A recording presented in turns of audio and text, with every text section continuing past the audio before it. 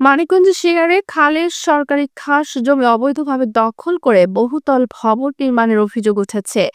উপজেলার চন্দ্রহর ইউনিয়নের বাঘুলি গ্রামের মদন মোল্লার ছেলে প্রবাসী মান্নান মোল্লা ওই ভবনটি নির্মাণ করেছেন। চোখের সামনে খালটি দখল হলেও প্রশাসন কোনো ব্যবস্থাই নিচ্ছে না। খোঁজ নিয়ে জানা গেছে, চান্দহর ইউনিয়নের চান্দহর শাহজপুর সড়কের বাঘুলি গ্রামে একটি সরকারি খাল রয়েছে।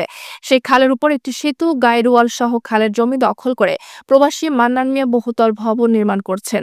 স্থানীয়দের অভিযোগ, সরকারি খালটি এভাবে দখল হয়ে গেলে কৃষি জমির পানি সঠিকভাবে বের হতে পারবে না, ফলে কৃষি জমিতে জলাবদ্ধতা সৃষ্টি হবে।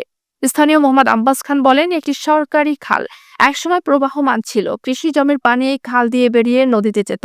তবে দখল ও দূষণে খালটি আজ অস্তিত্ব সংকটে পড়েছে। দখলকারীরা প্রভাবশালী হয়, ব্যবস্থা নিচ্ছে না সংশ্লিষ্টরা। খালটি যেন দখল না হয় প্রশাসনের কাছে দাবি জানান তিনি। অবৈধভাবে খাস জমি দখলের বিষয়ে কথা বলতে মান্নান মিয়ার বাড়িতে গেলে তার সাথে যোগাযোগ করা সম্ভব হয়নি।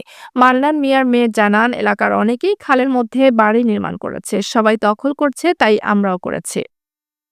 সিঙ্গাইর উপজেলা নির্বাহী কর্মকর্তা মোহাম্মদ কামরুল হাসান সোহাগ বলেন, সরকারি খাল দখল করে ভবন নির্মাণের সুযোগ নেই, বিষয়টি আমার জানা ছিল না। খাল দখলকারীদের বিরুদ্ধে অবশ্যই প্রয়োজনীয় ব্যবস্থা নেওয়া হবে।